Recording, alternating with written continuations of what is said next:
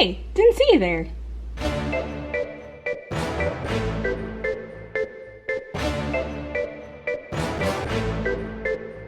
Hello everyone, welcome back to my channel. This is Lisa's Boneless Appetite Test Kitchen. Today, based on a poll from my Instagram, we will be making another New Orleans inspired dish from the hit movie Princess and the Frog. We will be making vegan beignets, but not just any beignets, Mickey beignets. Beignet? I think it's time to begin. I have my printed recipe right here, and I will be putting the link down in the description below if you want to try this at home, but let's just go ahead and get started. So first up on the list is I'm going to take my lukewarm water and put it in a bowl. Then I'm going to mix my granulated sugar. And finally, this active dry yeast, which was super hard to find because everybody's making bread. Oh, wow. So I'm just gonna mix up this little mixture, and when it's done, it's gonna sit for 10 minutes so that the yeast can rise. So while our yeast mixture is sitting, I'm gonna go ahead and start with my egg mixture. The recipe calls for 2 vegan eggs. This is a vegan recipe, by the way. And this particular brand just does not tell me what 1 egg is, so let's just guess what 2 eggs looks like. It comes out pretty similar to like an egg white or something like that. Looks a little something like this. Then I take my evaporated coconut milk. We'll mix this whole can of coconut milk in with the eggs. And last for this mixture is a bit of salt. So I'll go ahead and dump that in. And then we'll just beat it all together. So while we're waiting for the yeast to rise, leave a comment down below what Disney themed food you'd like to see me make next. So now that it's been about 10 minutes, I'm gonna go ahead and mix this coconut and egg mixture with the yeast and water mixture in this big old bowl. Up next is a little bit of improvising because the recipe called for bread flour and pastry flour, both of which were sold out all around the town. So instead, I just have all-purpose flour and I forgot what my mom said this was, paleo baking flour. So the next step is to combine the all-purpose and the baking flour, which is supposed to be different stuff, but this is what we have. Next, we're gonna add our flour to our egg mixture little by little. And you're just gonna beat it for a little bit in between. And eventually this is gonna turn into an actual like pastry dough. Side note, so apparently everybody around town has been making bread because all this yeast and all these flours that we were supposed to get were sold out everywhere. I guess everybody was like, let's get this bread. So that's the reason why I'm improvising so much stuff. And if it turns out wrong, whoops, whoopsie daisy. Scoop dee dee whoop, whoop dee dee scoop, whoop dee dee scoop. Okie dokie, we're getting to the point where this is actually giving me a little workout. Mix it and mix it and mix it and mix it. This video is sponsored in part by my grandma. Thanks for your contributions. Whew. Getting a little tough, a little doughy, if you will. In the kitchen wrist twisted like a stir fry. Okay, I feel like my bicep just grew 3 times its original size trying to stir up this dough. But here's what it looks like so far. Ta-da! Isn't she pretty? Now comes the fun part where we wait 2 hours for the yeast to rise.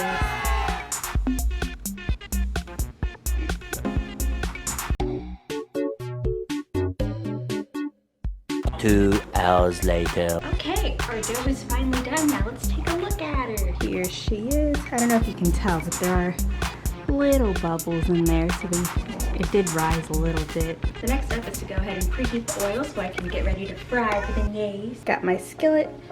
I'll go ahead and turn it up on medium. And I just got regular old Crisco vegetable oil. So I'll just put enough to kind of cover the bottom a little bit. So now we're gonna roll out the dough. My mom has these special pastry rollers, so I'm gonna go ahead and put those down. And it looks like this. You gotta cover this with flour so that when you roll out the dough, it doesn't stick to the sheet.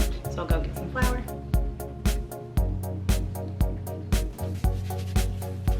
Next, we get the dough onto the sheet. Scoop dee dee whoop, whoop dee dee scoop, whoop dee dee scoop poop, whoop dee dee scoop.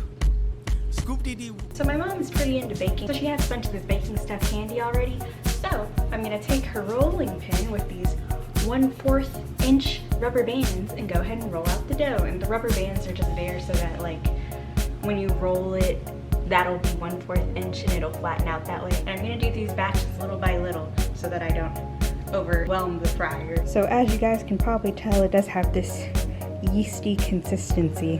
This is what that pizza dough in the TV shows looks like when they toss it up in the air and stuff. Don't forget, put flour on the roller too so it doesn't stick. Wow!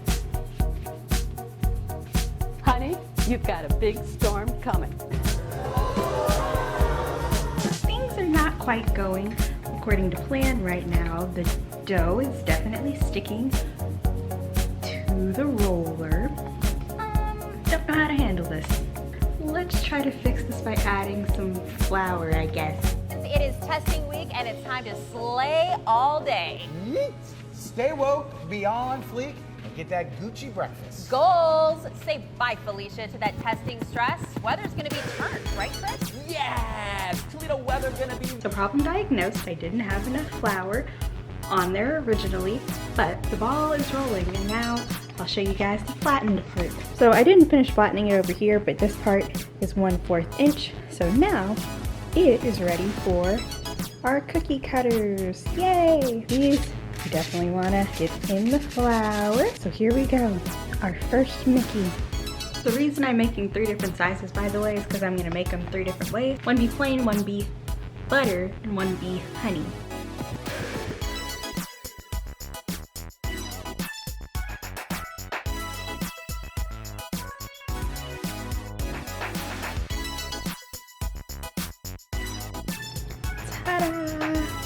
Now since these 3 are going to be my tester, I'm going to go ahead and put them in the oil by themselves and see how they turn out.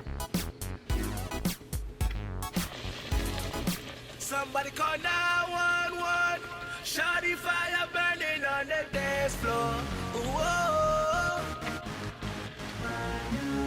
What? So you know what they say, trial and error. Mickey's got character. Okay, well I am a little discouraged. But you know what they say, behind every great artist, several failed attempts to get it right. So that's what that turned out to be. So even though our original Mickey is a little under the weather, I can still give it a taste. Had I not burned it, tastes good. We're not gonna get too stressed about burnt Mickey, because burnt Mickey still tastes kind of good. So after that first failed attempt, cutting the beignets became a lot easier. The cookie cutter finally started helping. I guess it finally had the right amount of flour on there. As you might be able to tell, it's a little too thick, but that's okay. Here they are. I started frying them up and paying a lot more attention to them. So I put them on my straining pan so that some of the oil could drain off. After this, putting them in there became a breeze. They fried up golden and nice. And after that, I put them on the pan. It's like magic. Wow! Even rolling the dough became easier. So the mediums are in here. The minis are chilling. So I'm making the minis, and it seems like I left the oil on too long because it looks to be burning again. Here's how a couple of the mediums turned out. Don't know what's going on there, but this one looks okay. There they are. As you can see, consistency is not my forte. I was about to tell you guys a little hack I learned about flouring the dough, but after rereading the recipe, I realized I was supposed to be using shortening the whole time. Wow! So the shortening that I'm using is just a mixture of half vegan butter and half coconut oil, and I was supposed to be kneading this in, and maybe that's why I've been having such a rough time. The shortening didn't do a whole lot, but we'll see if it helps the cookies cut a little easier. Okay, we're back to having dough problems, and come to think of it, it could be because I was using the wrong dough to begin with. I was supposed to be using bread dough and pastry dough, and I tried to cheat my way around it, and I guess I'm paying for that. So I just finished the Maxi Mickeys and I've already grappled with the fact that they're not gonna end up looking that good because as you can see, they already don't look too much like Mickey's even after I use this cookie cutter. It's like the least defined of all of them. Okay guys, it is, can you see that? It is 2 in the morning. It is technically Mother's Day, 2:02 a.m. I won't lie to you, morale is low, but I'm almost finished. I got my last batch ready to go in the frying pan, and I'm finally ready to start decorating some of these cookies, some of these beignets. First, I'm gonna do the minis. The minis are gonna be the honey flavored ones, so I'm gonna take my agave nectar in this little brushy brush. I'm just using the brush so that it goes on a little more evenly. To coat the minis, I got this vegan powdered sugar. You may be wondering what's the difference between vegan powdered sugar and regular powdered sugar. Not gonna lie to you, I don't remember the definition, but it's something about regular sugar having bone char, and this apparently doesn't.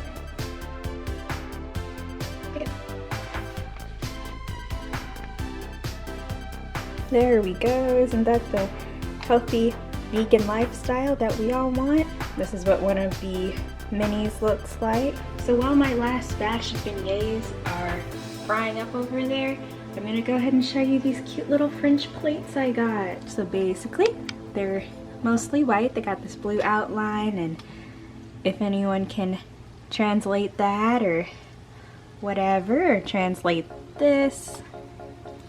But I figured I'd put my beignets on these cute French plates to be authentic, sort of.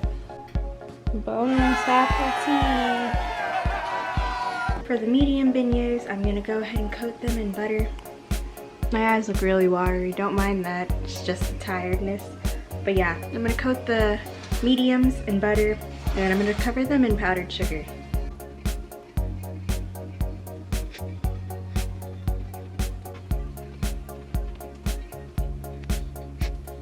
Okay, what's up y'all? It is 3:18 in the morning. I have been preparing for these beignets since 11 a.m. I put half the beignets in this little mobile cake thingy, and I put half of them in this stationary cake thing. But I'm gonna go ahead and go to sleep. I'm exhausted. Tiana made it look easy, but boy is it not. Yeah, I'm tired, my camera's tired, my camera and I are both covered in flour, and so is the whole kitchen, so I'm gonna go ahead and take care of that. Temporary toodle. Well hey, it's Lisa back with the recap, and I didn't know if these beignets were originally going to be a Mother's Day gift or whatever, but it turns out they're going to be a Sweet 16 gift to my family friend Desiree. So happy birthday, Desiree. So I'm going to keep it real with you guys. It's been a little bit since I made these, but there were some things that I needed to do. I had some unfinished business before I could finally tie the bow on these beignets. So for one, there is one key shot in Princess and the Frog that I have to do because I made the beignets. So I'll take the Maxi beignets and I've put them on this little Lazy Susan, and I'm gonna recreate Tiana's little shot. So in the shot, Tiana has a honeycomb that she uses to brush honey all over the beignets, but I don't have one of those. So I'm gonna use a spoon. We're gonna go back to our old blue agave and let's try this out. Yee.